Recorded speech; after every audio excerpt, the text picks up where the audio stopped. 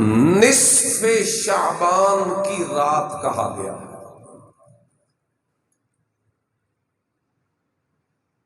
کون سا نام ذکر کیا گیا جی؟ نصف شعبان۔ نصف آدھے کو کہتے ہیں، شعبان یہ مہینہ ہے، یعنی اس مہینے کی جب پہلی تاریخیں گزر جائیں، آدھی 15 ہوتی، تو جو آگے رات آئے گی اس کا ذکر ہے۔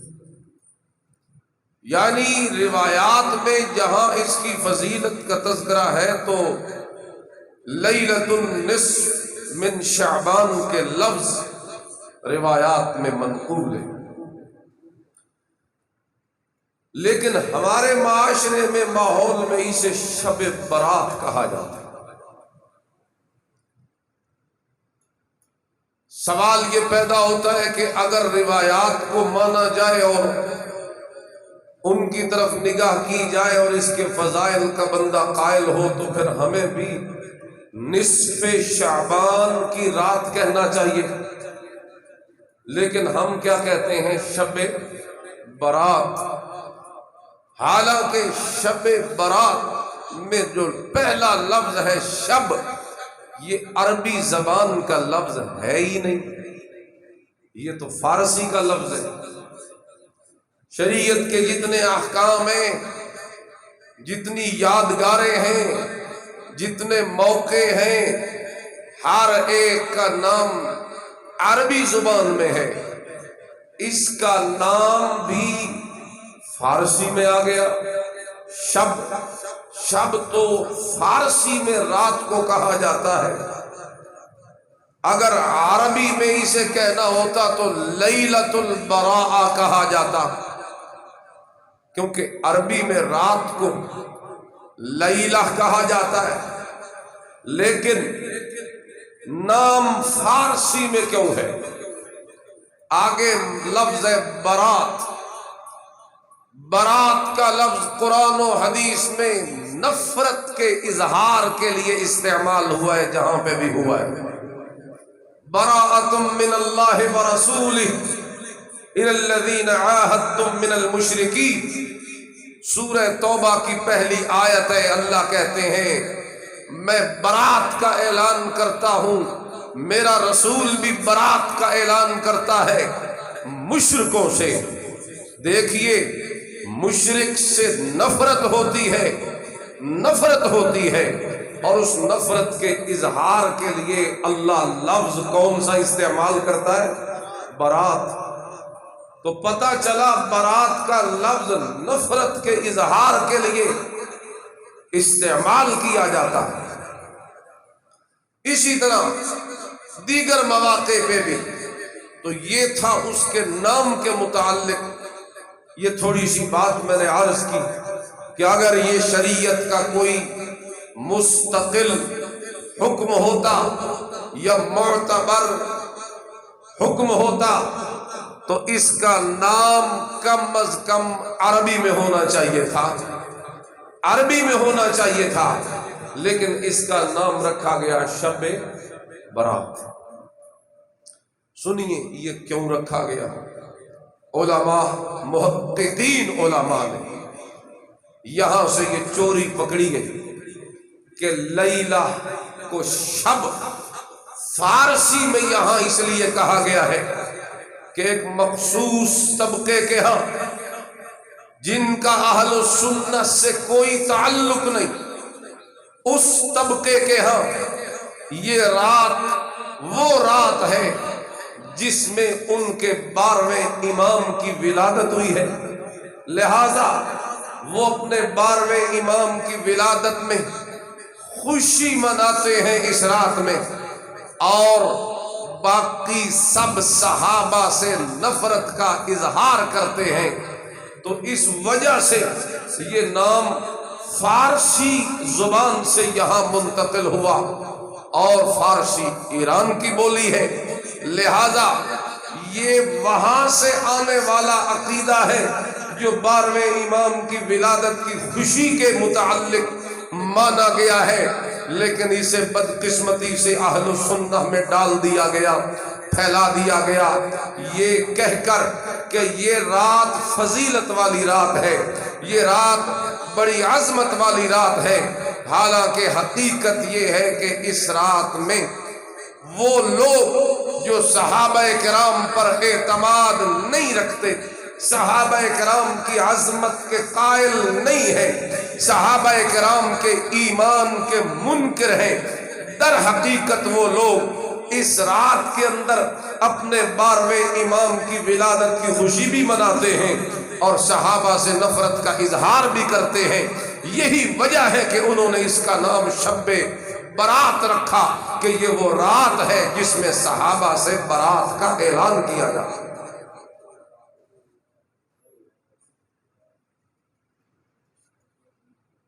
بیٹھے ہو؟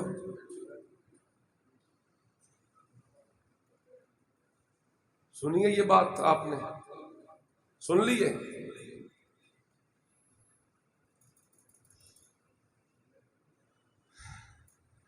لوگ اس رات کو بڑا بڑھا چڑھا کر پیش کرتے ہیں اور اس کے لیے قرآن کریم کے مفہوم میں بھی رد و بدل کر دیتے ہیں، حالانکہ جو انتہائی نامناسب قطعا ناجائز ہے۔ آیات کا سہارا لے کر زبردستی وہاں اسے فٹ کیا جاتا ہے، اور وہ آیات سورۃ الدخان کی پہلی 6 آیات۔ میں آپ کو ان کا ترجمہ سناتا ہوں، پھر بتاتا ہوں کہ اس میں لیلۃ البراء یعنی شب برات کا ذکر ہے یا کسی اور رات کا ذکر ہے۔ سنیے گا ذرا، میں 3 چیزیں اس میں سے مین بتاؤں گا آپ کو وہ 3 چیزیں سن کر سمجھ جانا چاہیے کہ یہ کس رات کا ذکر ہو رہا ہے۔ اعوذ باللہ من الشیطان الرجیم، بسم اللہ الرحمن الرحیم۔ حامیم، یہ حروف مقطعات، ان کا معنی اللہ کے سوا کوئی نہیں جانتا، یہ اللہ کے رازوں میں سے راز ہے۔ سر من اسرار اللہ، حامیم والکتاب المبین۔ رب العالمین فرماتے ہیں اِنَّا أَنزَلْنَاهُ فِي لَيْلَةٍ مُبَارَكَةٍ، کہ اس قرآن کریم کتاب مبین کو ہم نے نازل کیا ایک برکت والی رات میں۔ یہ پہلی بات، ایک رات کا ذکر ہو رہا ہے ان پہلی 6 آیتوں میں سورۃ الدخان میں، اور ان 6 آیتوں میں حقیقتاً 3 باتوں کا ذکر کیا گیا ہے۔ پہلی بات، اِنَّا أَنزَلْنَاهُ فِي لَيْلَةٍ مُبَارَكَةٍ، کہ اس قرآن کو ہم نے برکت والی رات میں اتارا ہے۔ لیلہ مبارکہ، ایک رات جس کا نام اللہ لیلہ مبارکہ رکھتے ہیں، اس رات میں اللہ فرماتے ہیں اس قرآن کو ہم نے نازل کیا فی لیلۃ مبارکہ انا کنا منذرین۔ دوسری بات اللہ یہ فرماتے ہیں فیہا یفرق کل امر حکیم، اس رات کے اندر جس میں ہم نے قرآن نازل کیا لیلہ مبارکہ میں دوسرا کام ہم یہ کرتے ہیں کہ اس رات میں بانٹ دیے جاتے ہیں پر حکمت امور جتنے بھی ہیں وہ سارے پر حکمت امور بانٹ دیے جاتے ہیں، فرشتوں کے ذمے کر دیے جاتے ہیں کہ تیری یہ ڈیوٹی ہے، تو نے یہ کام کرنا ہے، تیری یہ ڈیوٹی ہے، تو نے یہ کام کرنا ہے۔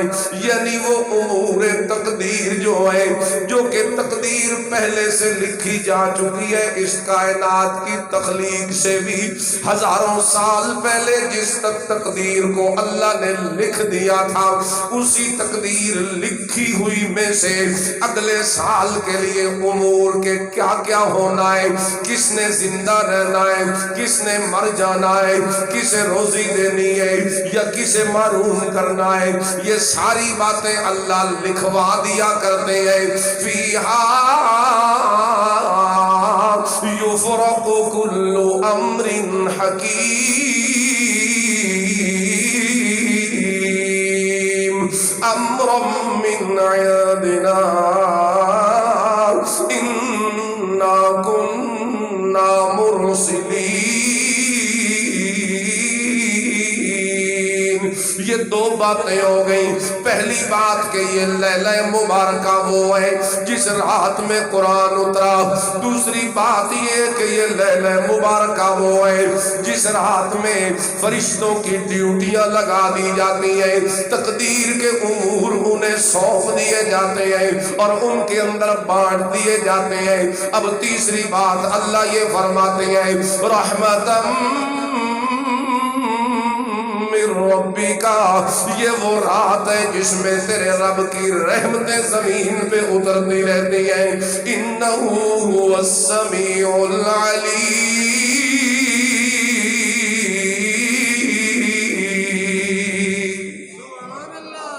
یہ تین چیزیں اللہ نے لیلہ مبارکہ کے عنوان سے بیان کی ہے۔ اب سمجھ آ گیا آپ کو، جس رات کا نام اللہ سورہ دخان میں لیلہ مبارکہ رکھتے ہیں، اس رات میں تین چیزوں کا ذکر میرا رب کرتا ہے۔ پہلی چیز کہ اس میں قرآن اتراؤ، دوسری چیز کہ اس میں امور بانٹے جاتے ہیں، اور تیسری چیز کہ اس میں رحمت اترتی ہے میرے اللہ کی۔ سمجھ آ گیا آپ کو؟ اب سنیں، کچھ لوگ کہتے ہیں کہ اس سے مراد یہ شب برات ہے، اس میں قرآن اترا ہے، اس میں تقدیر کے فیصلے ہوتے ہیں، جیسا کہ آپ سنتے ہیں لوگوں سے، اسی میں اللہ کی رحمتیں اترتی ہیں۔ یعنی اس لیلہ مبارکہ سے مراد کون سی رات ہے جی؟ شب برات۔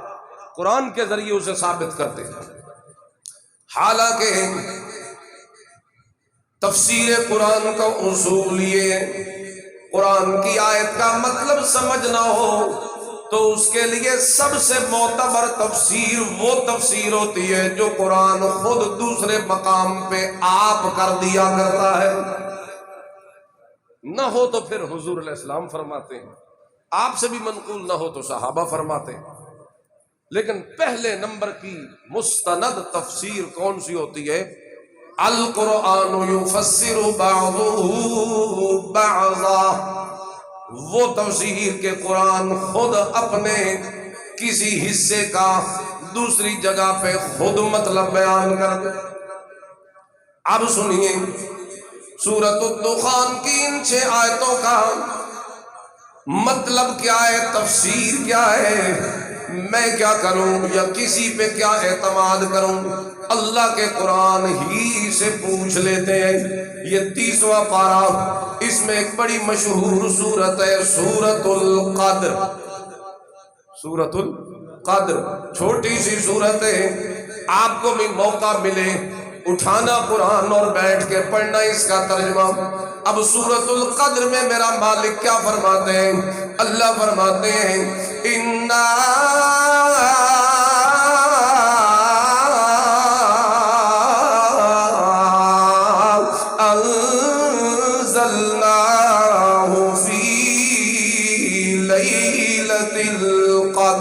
وما أدراك ما ليلة القدر لیلۃ القدر خیر من الف شہر تنزل الملائکۃ والروح فیہا بإذن ربهم من كل امر سلام هي حتى مطلع الفجر۔ اس صورت کے اندر بھی اللہ وہی تین چیزیں بیان کرتے ہیں جن تین چیزوں کو اللہ نے سورہ دخان کے اندر بیان کر دیا تھا۔ پہلی چیز وہاں یہ بیان کی تھی کہ لیلہ مبارکہ وہ ہے جس میں قرآن اترا۔ یہاں پہ بھی اللہ کہتے ہیں انا انزلناہ فی لیلۃ القدر، کہ ہم نے اس قرآن کو لیلۃ القدر میں اتارا ہے، یعنی وہاں نام رکھا تھا لیلۃ المبارکہ اور یہاں پہ نام رکھا لیلۃ القدر، لیکن چیزیں وہاں بھی یہی تین بیان ہوئی، چیزیں یہاں پہ بھی اللہ وہی تین بیان کرتے چلے جاتے ہیں۔ دوسری چیز اللہ فرماتے ہیں یہ دوسری نعمت اور رحمت اس رات کی یہ تنزل الملائکۃ والروح فیہا بإذن ربہم من کل امر۔ اس رات کے اندر بھی فرشتے ساری تقدیروں کے فیصلے لے کے اترتے ہیں کہ کس بندے نے آئندہ سال میں زندہ رہنا ہے، اگلے سال میں کس بندے پہ موت کا فیصلہ واقع ہو جانا ہے، اگلے سال کے اندر کس بندے کو کتنی روزیاں دینی ہے، اگلے سال کے اندر کس بندے کو رزق سے محروم کرنا ہے، اگلے سال میں کس کی کیا قسمت ہونی ہے، کس کی کیا قسمت ہونی ہے۔ زمین میں امور کائنات جتنے بھی انسانیت کے متعلقہ ہو وہ سارے کے سارے لیلۃ القدر میں فرشتوں کے حوالے کر دیے جاتے ہیں۔ دو چیزیں ہو گئی، اور تیسری چیز وہاں بیان ہوئی تھی رحمت من ربک، کہ اس رات میں اللہ کی رحمت اترتی ہے، اور یہاں پہ بھی اللہ فرماتے ہیں سلام ہی حتی مطلع الفجر۔ یہ رات لیلۃ القدر والی وہ رات ہے کہ اس رات کے اندر ساری رات اللہ کی رحمتیں اترتی رہتی ہیں۔ یہ وہ رات ہے جو 1000 مہینوں کی راتوں سے بہتر ہے۔ یہ وہ رات ہے جس میں فرشتے سلامتیاں لے کے اترتے رہتے ہیں، حتیٰ کہ فجر کے طلوع ہونے تک ساری رات سارے فرشتے اتر کے زمین میں کھڑے ہوئے، ہر بیٹھے ہوئے کو، ہر کھڑے ہوئے کو، ہر اللہ کے ذکر میں مشغول بندے کو، ہر تہجد پڑھنے والے کو، ہر دعا کرنے والے کو، ہر استغفار کرنے والے کو، ہر تلاوت کرنے والے کو، ہر ریاضت کرنے والے کو فرشتے سلام پیش کرتے رہتے ہیں۔ وہی تین چیزیں جو وہاں ذکر ہوئی وہی تین چیزیں یہاں پہ ذکر ہوئی۔ وہاں نام کیا رکھا تھا رات کا؟ لیلہ مبارکہ، اور یہاں پہ اسی رات کا نام رکھا لیلۃ القدر۔ سمجھ آ گیا؟ یہ تین کام جس رات کے اندر ہوتے ہیں یہ رات لیلۃ القدر والی رات ہے، بس فرق اتنا ہے کہ اس لیلۃ القدر کا ایک نام لیلہ مبارکہ بھی اللہ نے رکھ دیا ہے، یعنی یہ کوئی الگ رات کا ذکر نہیں ہو رہا سورہ دخان کے اندر، یہ کسی اور نئی رات کا ذکر نہیں ہو رہا، بلکہ یہ اسی لیلۃ القدر کا ذکر ہو رہا ہے۔ صرف فرق یہ ہے کہ اللہ نے نام دوسرا وہاں پہ ذکر کر دیا، تو ثابت ہو گیا کہ سورۃ الدخان میں جس رات کا ذکر تھا وہ شب برات کا ذکر نہیں تھا بلکہ لیلۃ القدر کا ذکر تھا۔ کس کا ذکر تھا جی؟ سمجھ بھی آئی کہ نہیں آئی؟ آئی ہے سمجھ؟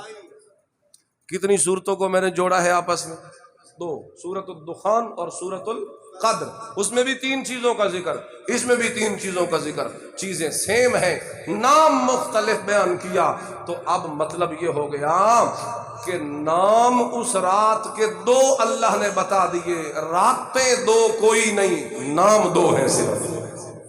رات صرف ایک ہی ہے برکت والی جس میں قرآن اترا، وہ کون سی رات ہے؟ سب تو بڑی نشانی ہی ہوئے کہ اللہ کہتے ہیں وہ رات وہ ہے جس میں ہم نے قرآن اتارا، اور وہاں اللہ کہتے ہیں قرآن تو ہم نے لیلۃ القدر میں اتارا، تو وہ لیلۃ القدر کے سوا کوئی اور رات بن سکتی ہی نہیں، کیونکہ اس میں قرآن کے اترنے کا ذکر ہے، اور قرآن تو صرف لیلۃ القدر میں اترا، یعنی کوئی رستہ ہی نہیں ہے ان آیتوں سے شب برات نکالنے کا۔ یہ تو ہو گئی قرآن کی بات۔ اللہ اللہ، اور قرآن رمضان میں اترا ہے یا شعبان میں اترا ہے؟ بولو چاہ رمضان میں، تو شب برات لینے کا کوئی رستہ ہی نہیں ہے ان آیتوں سے۔ اب دوسرا نمبر احادیث کا۔ احادیث، اس بارے میں کئی روایات مروی ہیں، مختلف صحابہ کرام سے منقول ہیں روایات، لیکن وہ ائمہ جن کا فن ہے احادیث کو پرکھنا، وہ ائمہ محدثین جن کا فن ہے جرح و تعدیل، راویوں کی پرکھ، کون سا راوی سچا ہے، کون سا جھوٹا ہے، کون سا کمزور ہے، ہر راوی کا پورا علم۔ یہ اسلام کی خوبی ہے کہ اس قوم نے اپنے پیغمبر کے ارشادات کو سچا سچا پرکھنے کے لیے الگ ایک فن ایجاد کیا، اور اس فن کو کہا جاتا ہے جرح و تعدیل کا فن۔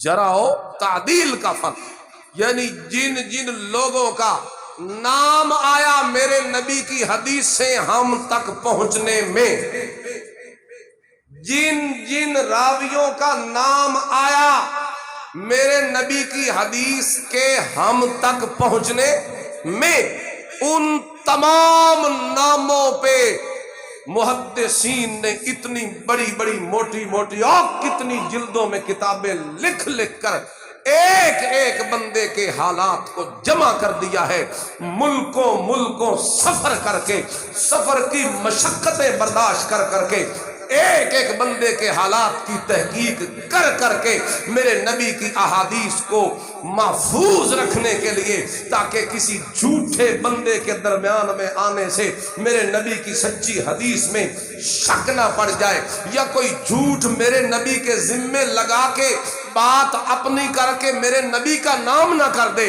کہ حضور نے یہ فرمایا، بات خود کھڑی ہو اور نام میرے نبی کا لگا دیا جائے۔ بس ان تمام معاملات سے میرے نبی کی حدیثوں کو بچانے کے لیے محدثین کی جو محنت ہے، جو فن ہے جرح و تعدیل کا، ان ائمہ محدثین نے یہ لکھ دیا ہے کہ شب برات کی فضیلت بتانے والی تمام کی تمام روایات ضعیف ہیں۔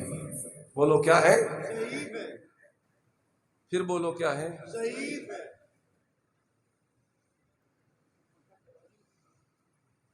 نہیں ٹھیک ہے، بس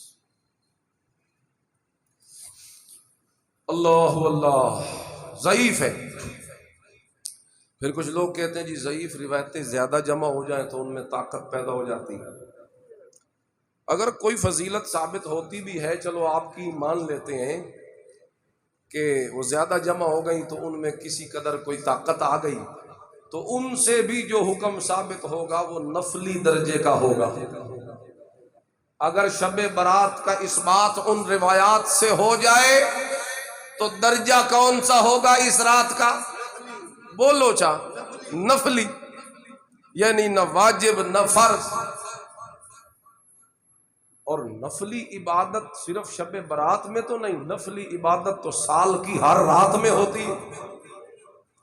نفلی عبادت تو سال کی ہر رات میں ہوتی ہے، لہذا آج رات توبہ کرنا بے شک کر، لیکن کل کو بھی منع تو کوئی نہیں۔ جو گزر چکی رات اس میں بھی کسی نے روکا تو کوئی نہیں، بڑے شوق سے کر، آج بھی کر بے شک، جو گزر چکی اس میں بھی کر، جو آگے آئے گی ان میں بھی کر، کوئی نہیں روکنے والا۔ توبہ کرنی ہو تو روکے کون؟ تلاوت کرنی ہو تو روکے کیوں؟ معافی مانگنی ہو، اللہ سے دعا کرنی ہو کوئی کیوں روکے گا تجھے؟ بے شک کر، بڑے شوق سے کر، لیکن بات کو یاد رکھ لے، یہ کام جو تم کرے گا اس رات میں، عبادت یا نفل یا تلاوت یا ذکر یا اذکار یا دعا یا رات کو جاگنا، یہ سارا نفلی درجے میں کرے گا، نہ سنت سمجھے گا، نہ واجب سمجھے گا، نہ فرض سمجھے گا، کیونکہ جو چیز ضعیف روایات سے ثابت ہوتی ہے وہ نفلی درجے میں کوئی درجہ اگر اس کا بنے تو نفلی بنا کرتا ہے، ورنہ اگر کوئی چیز پکی ثابت کرنی ہو تو اس کے لیے قرآن چاہیے ہوتا ہے یا میرے نبی کی صحیح حدیث درکار ہوتی ہے۔ اگر قرآن سے ثابت ہوتی تو پھر درجہ ہوتا، مقام ہوتا، جس طرح لیلۃ القدر کا مقام ہے۔ اگر حدیث اور صحیح حدیث سے ثابت ہونی ہوتی تو ایک مقام ہوتا، ایک درجہ ہوتا، لیکن جب ثابت ہوئی ضعیف روایتوں سے تو درجہ بھی کون سا ہوگا؟ نفلی سا درجہ۔ اللہ، اور نفلی میں کہہ رہا ہوں کہ وہ تو ہر رات میں۔ اگلی بات سن، نفلی کے لیے بہتر یہ ہے کہ تنہائی میں ہو۔ نفلی عبادت میں افضل کیا ہے کہ کس میں ہو؟ تنہائی میں ہو۔ یعنی اگر نفلی ثبوت ہے اس کا تو پھر تنہائی میں۔ گھروں میں بیٹھو، بے شک آج بیٹھو، کل بیٹھو، پرسوں بیٹھو، ہر رات میں بیٹھو، اس کی تو پھر کوئی ممانعت نہ ہوئی۔ اس کے لیے لوگوں کو بلانا، جم گھٹا کرنا، اجتماع کرنا، مساجد میں چراغاں کرنا، مساجد کے اندر اس طریقے سے لوگوں کو جمع کرنا، ذکر و اذکار کی محفلیں سجانا اور اجتماعی طور پہ لوگوں کو بلانا، اور جو نہ آئے اسے اٹھ کے صبح ملامت کرنا، تجھے پتہ ہی نہیں تھا رات کو شب برات تھی اور تو سویا رہا، اگلے کو ملامت کرنا پھر جائز نہ ہوگا۔ ملامت تب کی جاتی ہے جب کوئی چیز کسی بڑے درجے میں ثابت ہو، لب درجہ نفلی تو پھر کسی کو ملامت کرنے کی اجازت نہ۔ اجتماعات مقرر کرنا پھر جائز ہوگا، نہ مساجد میں اکٹھا ہو کے اس طریقے سے اس رات میں عبادت جائز ہوگی۔ بھائی نفلی طور پہ گھروں میں بے شک کرو، کوئی منع نہیں کرتا۔ اب سنیے گا، پھر اس رات میں کہا کرتا ہوں کہ اگر کوئی فضیلت اس کی ہے تو وہ عبادت کرنے کے لیے ہے نا۔ اگر شب برات کی کوئی فضیلت ہے تو کس کے لیے ہے؟ عبادت کا۔ لیکن ہم کیا کرتے ہیں؟ ہم کیا کرتے ہیں؟ ہم نے عبادت سے اس کا رخ موڑ دیا، ہم نے فضیلتوں والے دنوں میں بھی کھانے اڑائے، ہم نے فضیلتوں والی رات میں بھی حلوے پکائے۔ اچھا اگر فضیلت ہے تو حلوہ پکانے کی فضیلت کہاں آ گئی؟ حلوہ پوری کیوں؟ جناب رسول اللہ صلی اللہ علیہ وسلم کے اکھے دانت مبارک شہید ہو گئے تھے تو آپ علیہ الصلوۃ والسلام کے لیے حلوہ پکایا گیا تھا۔ یہ امتی حضور کی سنت ادا کرنے کے لیے حلوہ شریف کھانے کے لیے تو آ گیا، لیکن حضور کی طرح مجاہد بن کے اپنے دانت توڑوانے کے لیے کیوں نہیں نکلا؟ حلوہ تو تب کھایا جب پہلے کیا ٹوٹے؟ اتنا عاشق ہے تو پہلے دانت اپنے توڑوا نا، حلوہ تو بعد اس کھانا۔ تیرے تو ٹھیک ٹھاک ہے، تیرے دانت تو ٹھیک ٹھاک ہے، تو کیوں حلوہ کھاتا؟ عجیب عجیب حالات ہے۔ کہ حضرت حمزہ رضی اللہ عنہ، کوئی کہتے ہیں ان کی نیاز دی جاتی ہے، وہ بھی اسی دن شہید ہوئے تھے۔ تو بھائی حضور کے دانت ٹوٹے غزوہ احد میں، وہ ہوا شوال میں، رمضان تو اگلا مہینہ۔ حضرت حمزہ کی شہادت بھی اسی احد میں ہوئی، اور وہ بھی 6 شوال کو۔ ان کی شہادتیں ہو رہی ہیں 6 شوال کو، تے اے دا 11 مہینے پچھو ون کے حلوہ پکایا۔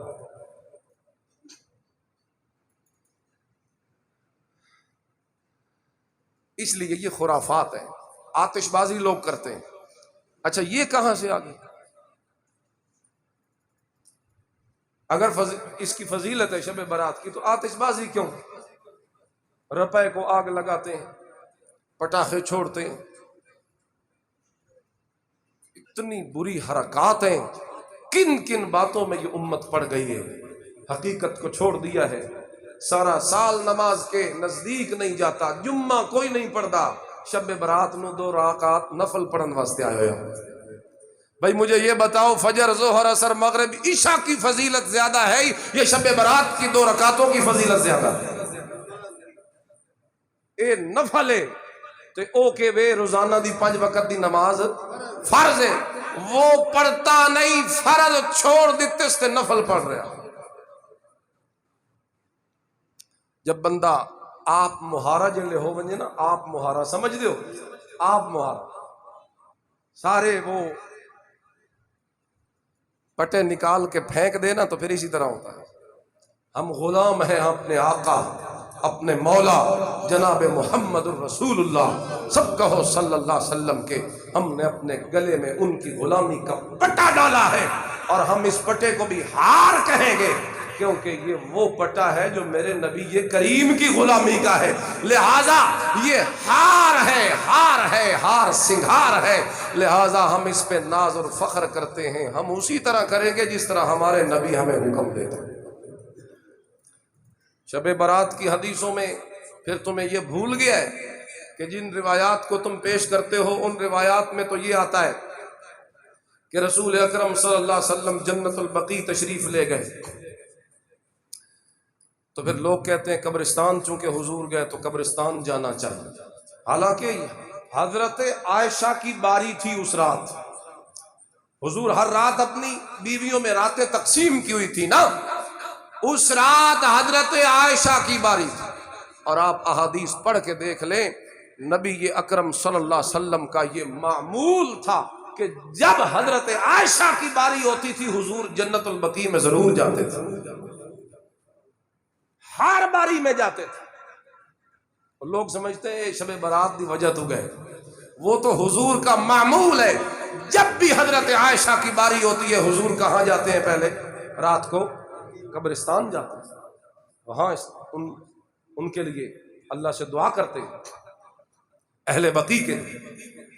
تو یہاں لوگ جا رہے ہیں قبرستانوں میں، قبروں کی لپائی ہو رہی ہے، وہاں پھول ڈالے جا رہے ہیں، جب تک زندہ تھا اتنے تک پوچھتا کوئی نہیں تھا ماں باپ کو، آج مر گیا تو ان کی قبروں پہ پھول کی پتیاں جا کے ڈالنے کے لیے، دنیا کو دکھانے کے لیے گیا ہے، وہاں جا کے اگربتیاں، موم بتیاں، چراغ جلاتا ہے، دال پھینکتا ہے، وہاں جا کے اوپر چادریں چڑھاتا ہے، نظر و نیاز پکاتا ہے، منت منوتی کرتا ہے، سب شرک کرتا ہے۔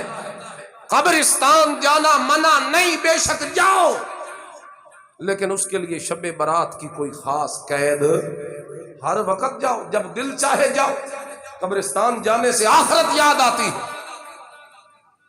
اس کا تو کوئی ممانعت، لیکن یہاں عورتیں بھی ساتھ جا رہی ہیں، اور میرے نبی نے فرمایا تھا لعن اللہ زائرات القبور،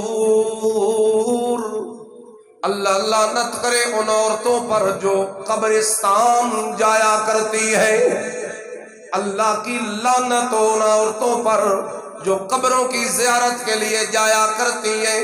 آج شب برات میں قبروں کو سجایا گیا، قبرستانوں کے اندر میلے لگے ہوئے ہیں، وہاں پہ پھولوں کی برسات ہے، وہاں پہ کھانے پکانے عام ہے، وہاں پہ یہ رسم و رواج عام کیے جا رہے ہیں، حالانکہ میرے نبی کریم صلی اللہ علیہ وسلم نے کیا فرمایا تھا؟ ایک موقع پہ میرے نبی کریم نے فرمایا لا تتخذوا قبری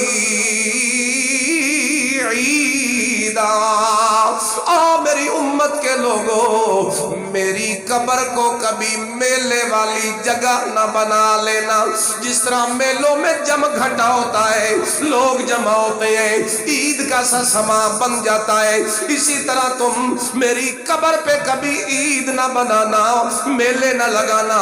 اب مجھے بتاؤ ساری کائنات میں سے سب سے اعلیٰ قبر کس کی؟ میرے نبی کریم صلی اللہ علیہ وسلم کی قبر ساری قبروں کی سردار ہے. میرے نبی کریم کے وجود کے ساتھ جو مٹی لگی ہوئی ہے وہ مٹی سارے جہان کی مٹیوں کی سردار ہے. رب کعبہ کی قسم میرے نبی کریم کی بابرکت قبر اگر یہ سب کچھ جائز ہوتا تو وہاں تو میرے نبی کریم اجازت دے دیتے, لیکن جس وقت اپنی برکت والی قبر پہ ان چیزوں کی اجازت نہیں دی تو عام قبروں پہ یہ کام کرنے کیسے جائز ہو سکتے ہیں. اس لیے یہ بڑا اہم سمجھنے والا مسئلہ ہے کہ شب برات کی فضیلت میں شرک کا ارتکاب, بدعت کا ارتکاب, رسموں کا ارتکاب, فضول کاموں کا ارتکاب, بےہودہ رسموں کا ارتکاب, جاہلانہ حرکتوں کا ارتکاب, یہ کوئی دین نہیں, کوئی ثواب نہیں. یہ کرنے والا الٹا گناہ لے کے آئے گا, ثواب نہیں کما سکتا, کیونکہ ثواب تب ملتا ہے جب کام میرے نبی کے طریقے کے مطابق ہو جائے. میرے نبی کے طریقے سے ہٹے اور کہے ثواب ملے گا, نہیں ثواب ملے گا, بلکہ یہ بدعتیں کرنے والا قیامت والے دن حوض کوثر کے جام سے بھی محروم ہو جائے گا. جس وقت حوض کوثر پہ میرے نبی پیالے بھریں گے, دور سے آتے ہوئے لوگوں کو دیکھ کر اللہ پردے ڈال کے انہیں ہٹا دے گا. میرے نبی پوچھیں گے اللہ جی یہ تو میرے امتی معلوم ہوتے ہیں, انہیں کیوں ہٹایا؟ اور جواب میں اللہ فرمائیں گے انک لا تدری ما احدثوا بعدک. اے میرے نبی آپ کو نہیں پتا یہ وہ لوگ ہیں جنہوں نے آپ کے جانے کے بعد آپ کے دین میں نئی نئی عبادتیں ایجاد کی تھی. جنہوں نے آپ کے جانے کے بعد آپ کے دین میں نئی نئی عبادتیں ایجاد کی تھیں, من گھڑت عبادتیں. یہ بھی انہی میں سے ایک ہے جس طریقے سے اسے منایا جا رہا ہے. اور کہتے ہیں جی اس رات میں روحیں واپس آ جاتی ہیں. بعض لوگ راتی دروازے کھلے چھوڑ کے سوندے نے اس رات ہے نہیں, اسی طرح رات کو کمروں کے دروازے گھروں کے کھول کے سوتے ہیں. کیوں؟ اکیلے رات میں مردوں کی روحیں واپس آتی ہیں. کچھ لوگ دسترخوان اس دن میں گھر میں سجاتے ہیں رات کو, اور جو چیز مردے کو پسند تھی جو گھر میں میت ہو گیا اس کی پسند کی چیزیں دسترخوان پہ لگاتے ہیں. حتیٰ کہ وہ سگریٹ پیتا تھا تو اس کی پسند کی سگریٹ رکھی جاتی ہے, وہ جو بیڑا استعمال کرتا تھا وہ بیڑا رکھا جاتا ہے. اب کہاں کل گھاس چرنے چلی گئی تمہاری؟ کس طریقے سے میرے نبی کریم کے دین کی مذاق بنائے تم نے. میں کہتا ہوں اس مسئلے کو سمجھنے کے لیے ایک بات کرتا ہوں, یہ دنیا سے جانے والا یا نیک ہوگا یا برا ہوگا. اگر نیک ہے تو جنت کی نعمتوں میں ہے, اگر برا ہے تو جہنم کی سزا میں ہے. تو پھر دیکھو تیری اس جیل کو کوئی توڑ کے قیدی باہر نہیں نکل سکتا, تم اللہ کی جہنم والی جیل کو توڑ کے کون بھلا واپس شاہپور میں آ سکتا ہے؟ اور اللہ کی جنت والی نعمتوں کو چھوڑ کر کون تیرے گھر میں کھانے پکانے کے لیے آ سکتا ہے؟ ادھر سے چھوڑے جنت کی نعمتیں اور آ کے کھائے یہاں کے 2 نمبر مال, آ کے کھائے یہاں ملاوٹ والی چیزیں, آ کے دیکھے یہاں پہ غلط چیزیں. تو یہ کیسے ہو سکتا ہے؟ جنت میں اگر چلا گیا, نعمتوں میں چلا گیا تو جنت کی نعمتیں چھوڑ کے آتا نہیں, اور اگر سزا میں ہے تو کوئی اسے آنے دیتا نہیں. سمجھ آیا؟ اگر نیک ہے تو واپس ان نعمتوں کو چھوڑ کے تیرے دسترخوان کے لیے آتا نہیں, اور اگر برا ہے سزا میں ہے تو کوئی اسے آنے دیتا. بولو کوئی اسے آنے دیتا. یہ من گھڑت عقیدہ ہے. اللہ کا قرآن 24ویں پارے کے اندر اس عقیدے کی دھجیاں اڑاتا رہتا ہے, اور اللہ کا قرآن کہتا ہے اللہ یتوفی الانفس حین موتها والتی لم تمت فی منامها فیمسک التی قضى علیها الموت وَيُرْسِلُ الْأُخْرَى إِلَىٰ أَجَلٍ مسمى ان فی ذلک لآیات لقوم یتفکرون۔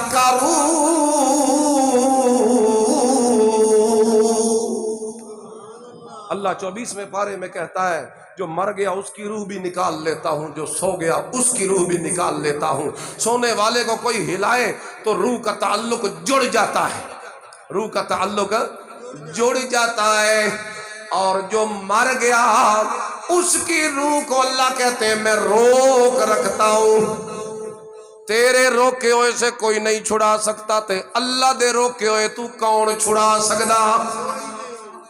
قرآن کہتا ہے جس کی روح نکل جاتی ہے میں روک لیتا ہوں۔ کیا کر لیتا ہوں؟ یمسک۔ امساک کا کیا معنی؟ امساک کا کیا معنی؟ روک لینا۔ اللہ کہتے ہیں یمسک التی قضا علیہا الموت۔ الغرض میں نے آپ کو بتایا کہ رسم نہ کرو، جو شریعت دین ہے اسے حق جانو، اسی پہ ہی عمل درآمد کرو۔ قرآن سے شب برات کو نکالنے والوں کا میں نے بتا دیا، وہ آیتیں ساری ہیں لیلۃ القدر والی، اور انہیں توڑ موڑ کے فٹ کیا جاتا ہے شب برات پر، بالکل غلط ہے وہ۔ کوئی قرآن میں شب برات کا ذکر نہیں۔ نمبر 2، روایتوں کی بات آئی، میں نے بتایا سب روایات کو محدثین ضعیف، حتیٰ کہ بعض محدثین من گھڑت باطل جھوٹی مردود کہہ دیتے ہیں، یعنی کہ کئی اس طرح کے محدثین ہیں، لہٰذا ان سے جو حکم ثابت تم کرو بھی صحیح، اگر ضد پہ اڑکے تو وہ نفلی ہوگا، اور نفلی عبادت کے لیے اجتماع کرنا جائز نہیں۔ نفلی عبادت تنہائیوں میں بے شک کرو، اور وہ صرف شب برات میں نہیں، وہ ہر رات میں ہوتی ہے۔ نفلی عبادت مغفرت اللہ ہر رات میں کرتے ہیں، بے شک کرو۔ اور پھر میں نے اگلی چیز بتائی کہ اگر کوئی فضیلت ہے شب برات کی تو وہ نمازیں پڑھنے کے لیے ہے، وہ ذکر کرنے کے لیے ہے، وہ دعا کرنے کے لیے ہے، وہ کھانے پکانے اور پٹاخے چھوڑنے کے لیے۔ سمجھ آ گئی آپ کو شب برات کی حقیقت؟